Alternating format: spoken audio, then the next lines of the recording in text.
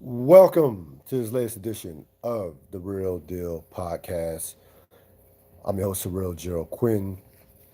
As we look back at Power episode 614, Reversal of Fortune, of course, this was the Rashad Tate episode.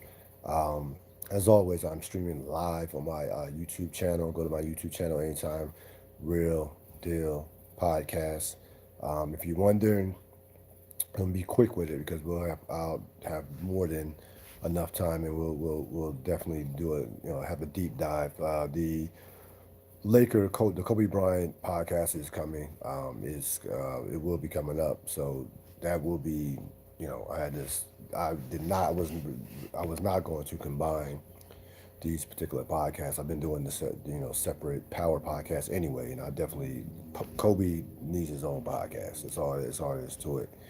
So we'll go, power, then we'll go Kobe.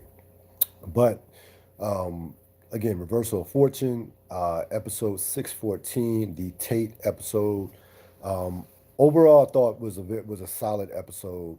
I read some things that put everything in perspective though in regards to this season and in particular the last five episodes. It kind of, I'll be honest with you, kind of changed my mind and my perspective on this season. So opening scene, Tate is in a bar. We've assuming that he realized that he's been.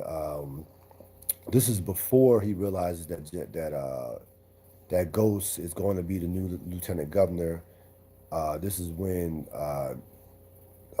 this is following Ramona dropping him, uh, bailing out on him and moving on. He thought he had her in his pocket, in his back pocket. That wasn't the case. And I'm assuming this was following the meeting with Ghost, the first meeting, the one where Ghost basically told him, like, if I was Ghost, you wouldn't be alive. You wouldn't know I was coming. Basically, a threat, but was a non-threat. And when he gave a hint to Rashad Tate that, hey, I got big moves coming. You'll see him tomorrow morning. So he's drunk. Um, Tries to come on to a young lady. She blows him off. Basically, calls his brother, and his brother comes. His brother, who was played by Lamar Tate, who is his real life brother, who I hadn't seen in a while. I hadn't seen that guy in a while. His brother's name Kamal. I hadn't seen him in a while. But good to see him getting some work, especially a show of this magnitude. So before his brother comes and picks him up, he calls Cedric the Entertainer's character Croup, and Carter. Carter is the son of Croup down in D.C. They are in the midst of just Tate passes out on his brother's as a brother on his brother's son his on his Tate passes out on his nephew's bed after Kamal picks him up and takes him home. Croup and Carter, of course, they gave you a lot of backstory on these particular two characters who were assassins, hired guns out of D.C. They are torturing this dude who's a pedophile, um, torturing him, slicing his skin off. It's that scene where we were wondering about the bloody socks and where the bloody socks came from. Well, it kind of was a letdown, to be honest with you. The bloody socks came from. This was the particular scene where the bloody socks came from. We speculated on who could it be with these bloody socks. A lot of people might have thought it was going to be Spanky, but I'm talking about before the season, or a couple other characters, maybe even Tommy or whoever. But it turns out it was this pedophile that was end up being shot in the head by Cedric the Entertainer, by Croup. So you have Rashad, Loretta, Stephen Ott, and Ramona all meeting up. They basically telling Rashad Tate, like, it's over. You need to drop out. Just completely, just not disappear, but don't try to even, you know, accept the fact that you're not going to be. Forget about lieutenant governor, but your candidacy for governor is over. Look forward to the future so that we can support one and come around one candidate, which was of course Loretta Walsh. Tate basically just blows him off and refuses to do so. Then Tate calls Crew after the calls Crew to basically call off the hit. Now, when he called Croup to talk about the hit, he was drunk out of his mind. So he called Croup and Carter to try to call off the hit. They're not trying to hear about that at all. They want their money. First of all, here's the problem I had with that scene. Number one, you're dealing with some real live killers. Okay, dealing with some real live killers. Tate probably, if you think about it, you probably should have just paid them to go home. But Tate, in classic Tate fashion, refuses to give them the money, and then they basically say, "Hey, you're gonna tell us who to kill, or we're gonna just kill you." All they had to do was pay him off. That's all he had to do was just say, "Hey, I don't want this done. I'm gonna pay. I'm going to pay you off, pay you for your trip, for your expenses, pay you for just the inconvenience." He refused to do that, and he was cocky, saying, basically, "I'm not going to pay you for a job that was not complete." And they said, "Hey, we'll just kill you. It's just that simple." So he ends up giving them location of Ghost. We found out, of course, that it was Crop and Carter who were the second car that was following Ghost in the red. That had the red interior. Of course, the first car that was following Ghost was a couple episodes ago with Paz, which was the second episode, by the second episode of this season, or of this second half of the season, 6/12. So you have the Ghost and Tate meeting, which of course was shown in 610 from Ghost's perspective, and basically, you know, Ghost wasn't as aggressive as he was from his in terms of in Tate's perspective. Tate was trying to was trying to warn him that Crook, that Crop, and Carter were after him. He never got those words out. Every time he was about to get those words out, Ghost would cut him off and continuously insult him to the point to where he pushed Tate to to basically try to have him killed, push Tate, or didn't he basically didn't allow Tate to say everything that he wanted to say. So you had the Ghost Tate meeting. Then you have Tate in the restaurant, basically getting his ego boost by all these patrons who recognized him. Um, that gave him this, at the time, delusional belief that he could get back in the race. The Democratic National Party, um, DNC, a committee, I should say, the DNC. They send Cassandra, of course, who he had the affair with, Cassandra Haynes. He had the affair with her early in the season. They send her to try to talk him out of running, or out of just basically to talk him out of trying to pursue being governor. Um, that fails. Of course, he asked her to drop his keys off as she got into his office. She was in his office before he got there, and basically blows her off. So you have the Crop, Carter, Tommy, and Ghost.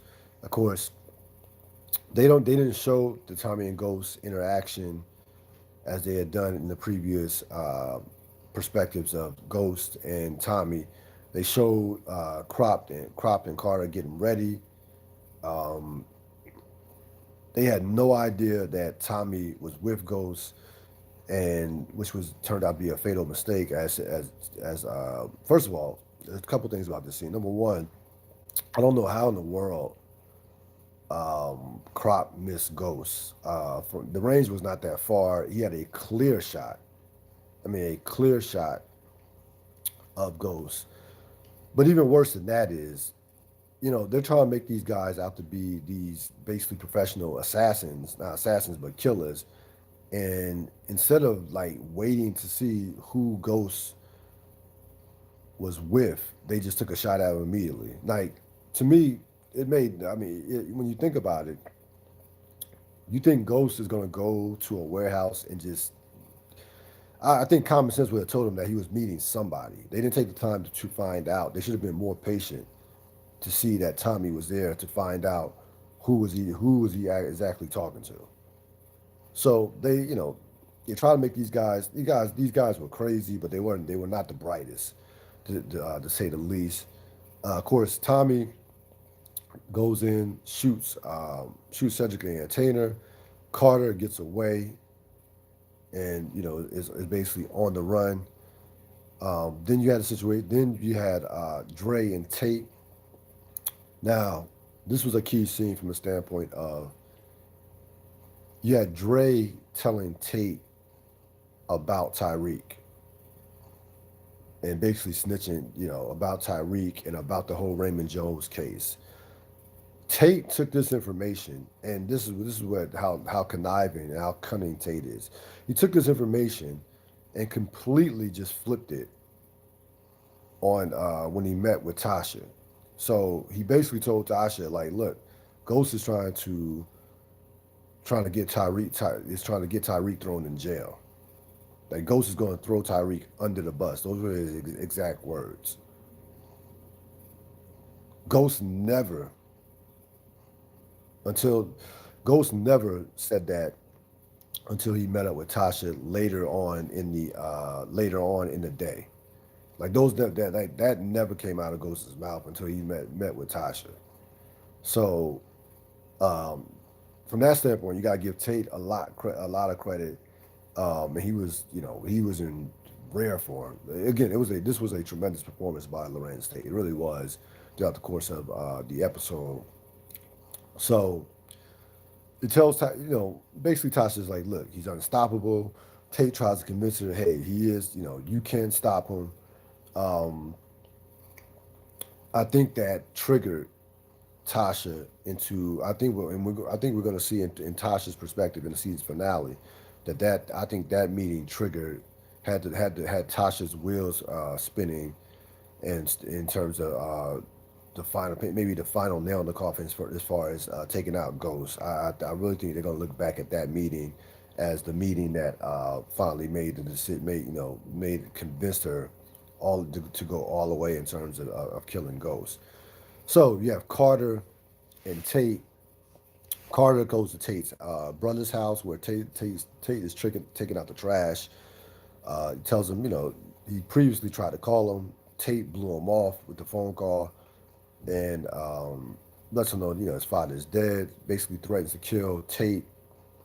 Not only Tate, but his brother and his brother's family. His brother had a wife and a young child, which, by the way, looked like the same dude from the Shy. They look like they could be brothers. I thought it was originally. I don't think it was, but it looked like the same kid from the Shy that was in. He was in. He's been in a couple things. Black Panther. He was the little kid at the end of Black Panther. But anyway, Carter's talking this. Running his mouth. Tate's brother who was a cop, shoots him, shoots Carter, but was never convinced. Was never convinced that Tate was being all the way honest with him. So we go to Stern, Simon Stern, Loretta Walsh, and Tate. Um, they try to convince Tate to again, yeah, they try to convince Tate, to just let this thing go. Basically, don't be a sore loser. You can't win. And again, Tate, still thinking he has a chance, just refuses to give in at all. He absolutely refuses to give in.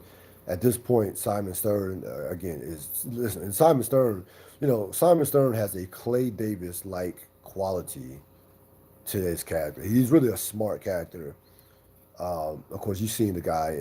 Enough. The name just doesn't. Just I can't think of the name right now. He was on Alias. Victor Garber. Yeah, Victor Garber brilliantly plays this part. He was on Alias. Been around for a long time. He he's one of the smartest characters on the show. Like he absolutely gets what he wants when he wants. And again, he's backing. He's at this point he's backing the winning hand, and that is Loretta Walsh. So at this point, Tate believes, once he, you know, once uh, once that's done, he he's in pure desperation. He goes meets with Dre, and that's where we meet. We meet up with Dre's. That's where the two scenes between collide with Tate paying off Dre, attempting to pay off Dre to kill Ghost. We saw that, of course, in Dre's perspective back in 611. Um, Dre, basically he says, "Hey, you only need one shot." Dre says, "All I need is one. All I need is one shot." Or Tate says, "You're only gonna get one shot at this," and Dre says, "All I need is one shot." So at that point, you have Tate and his brother riding in the car. And again, his brother is not buying any of the BS. His brother knows what type of dude he is, as far as knows when he's lying. They're brothers. So Tate basically tells his brother, like, look, just in case. First of all, they had to, based on the fact that he got shot, that Tate's brother killed Carter, Crope's son. That he had to take Tate to the Rashad Tate to the police station for a statement. They go to the police, and during that ride, not during the ride, but during the ride after the police station, they go to the police station. The cops, ask Tate some basic questions. Tate, passed with flying colors, and then news of Ghost being killed, is out, gets put out there. It gets shown that Ghost is killed.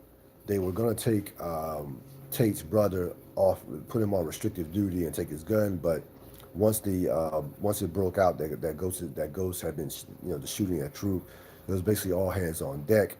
Tate, I know a lot of people had a problem with this. Tate went along with the cops, um, presumably looking for Dre, because I believe he had a gun with him. Presumably looking for Dre. He has a hoodie on. Then he finds out now on the ride there. Him and his brother get into it, and he tells his brother that he may be accused of Dre, of paying off Dre, and completely denies it. Um, Now he did that without, he didn't, he wanted to protect his brother and protect his brother's family. He didn't tell his brother too much. He told him just enough to where he didn't want put his brother in a position to where he had to testify against him or even possibly arrest him. So he told him, he straddled that fence of giving him a little bit, but not too much. He had to give him something because he knew his brother was too smart. His brother's a cop, and he's going to figure out, he knows him well, and he's going to figure some stuff out. So you have Tate give this Barack Obama speech at Truth, and he basically, talking about ghosts, and he goes full blast. He was in pure Tate. He was vintage Tate. I mean, vintage Tate. You know, silver tongue. Even he was Clay Davis like in that moment, and he finds out that Ghost is dead. Um, then you have Walsh. Then you have Tate and Walsh, Ott. You have Tate, Loretta, Walsh, and Ott meeting at Tate's house the next day, right before he's going to give a speech. He's right before the big speech he gave at the church. Um, Tate basically, they basically all find, following the death of Ghost, it's the following day. They basically offer him the lieutenant governor position. And again, Tate, and I didn't see this coming right here. I really didn't see this coming where he said, can you repeat the offer again? And they repeated the offer, and he declined the offer and said, no, I want to be governor, which surprised everybody. Surprised Walsh, Stephen Ott, he got the wheels were turning for him as he was in full agreement with he was in full agreement with Tate. He tells Loretta Walsh to wait in the car or she can take a cab. They shake hands, and next thing you know, Walsh is out as governor. Tate is in. He's back on top. He gives this speech at the church. Um, you know, what did he say? Live by New York. Damn, New York.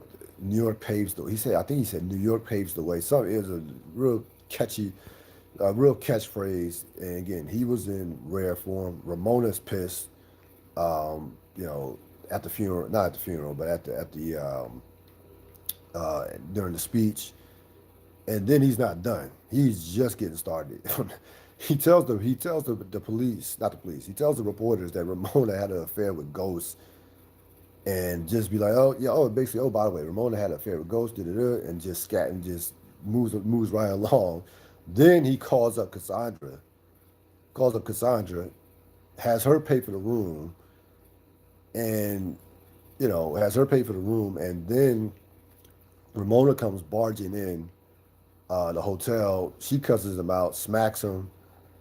He basically tells her you're gonna be connected forever with a murder. With a drug dealing murderer named Ghost. Basically telling her your career is deader than James St. Patrick. She slaps the shit out of him, but it doesn't matter.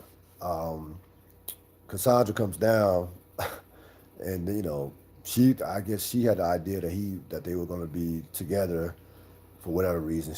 Which was stupid, but he kicks her out. Basically tells her that he basically tells her that she if she if she moves quickly, she can catch Ramona or split up Uber with Ramona, and then he goes about his business of watching the television to see that a suspect had been arrested, and um, it ends with the suspect being revealed to Tate, of course, not to the audience, and of course he's in shock, similar to not as emotional, but he was surprised, a little bit similar to how Tommy was, but just not as emotional. Also, you had a Tate Stern meeting, where Stern basically said, not forget about this, you can't be knocking off uh, basically don't shit where you eat. And Stern basically told him like, look, Tate, basically asked for Stern basically for an apology, or saying that it meant that he was wrong for not backing him in the first place. And Stern is basically like, look, you just don't know the rules of the game. I basically go with the winner. And at that time, you were not the winner, not by a long shot. So again, Stern is playing chess when everybody else is playing checkers. And the episode ends, of course, with Tate realizing who shot Ghost, who killed Ghost. Now, solid episode, not as good as the Tommy episode. I'm, I would venture to say maybe not even as good as it's probably on par with the Dre episode. But here's the problem. And somebody made this point. I read this point, and I have to give him credit where credit is due because it was a very good point.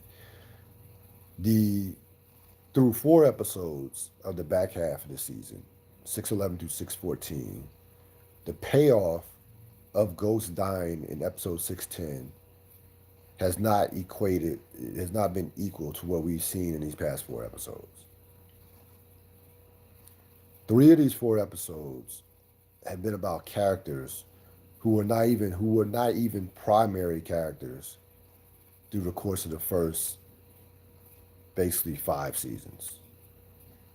This show was centered the first 5 seasons.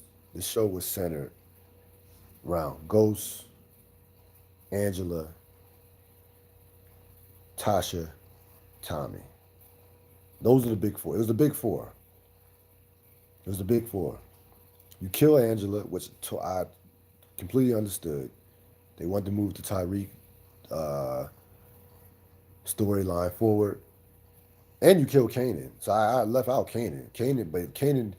Kanan's character wasn't a primary character, but he actually became a primary character.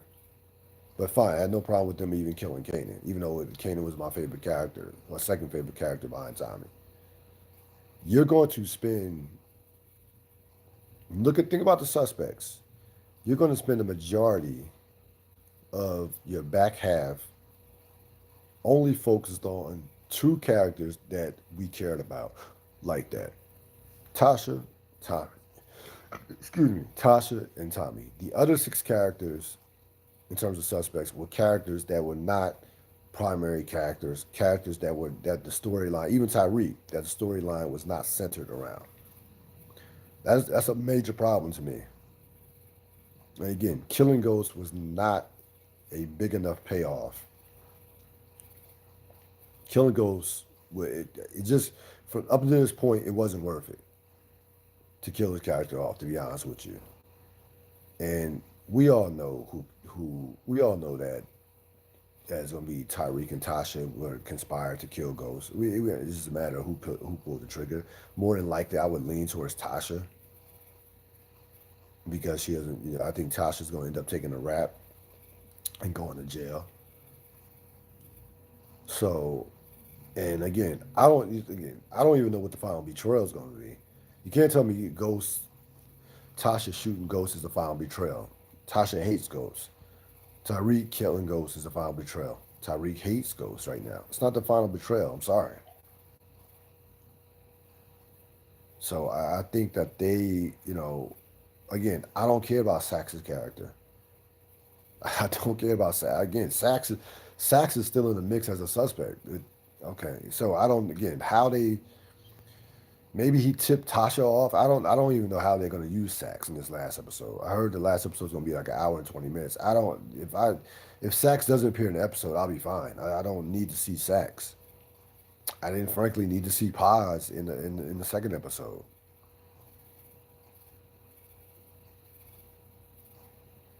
So again, hindsight's 2020. Looking back, they should have just killed Dre in episode 610 and told the story moving forward with Ghost still alive. Like I wouldn't even have a problem with Ghost dying. If Ghost dies in episode 615, that's fine. Without this focusing in on one day. Like if he dies in episode 15 by Tyreek, so be it. It's the last episode of the series. Probably not going to be on Power Book Ghost 2. Okay. But to me, this back half of the season has not been a big enough, not enough bang for the buck of killing Ghost's character in 610. It just hasn't been. None of these episodes, none of these episodes, again, and the episode 610 was a very good episode, to be honest with you, in Ghost's perspective. But I think we only needed one episode of that. We only need just one. So we won't be back next week. Of course, there'll be the Super Bowl next week. They took, and again, I can't blame them for this. You want to milk as many viewers as possible in terms of ratings. They will take a week off, come back February 9th to do the series finale. I'm not gonna put out any I'm not gonna put out any predictions or any extra power content as far as what it's gonna look like moving forward. You already know what I think is gonna happen. Like Ghost, Tommy, Tyreek and Tasha were clearly involved in this. The questions will be will we be able to tell anything about how our Power Book 2 Ghost will look based off the last finale, based off the series finale. Um, we've seen characters that will, they're gonna have Method Man, Mary J. Blige. Will they add some more characters between now and then? Those are the types of things that we'll see. Um, probably hear about between now and February 9th. So solid episode overall, but big picture, it was the payoff of not killing Ghosts, of killing Ghosts in 610 to me was not, it wasn't worth it for these last four episodes. That's going to wrap it up for this latest edition of the Real Deal Podcast, Power 614, Reversal of Fortune. I'm out.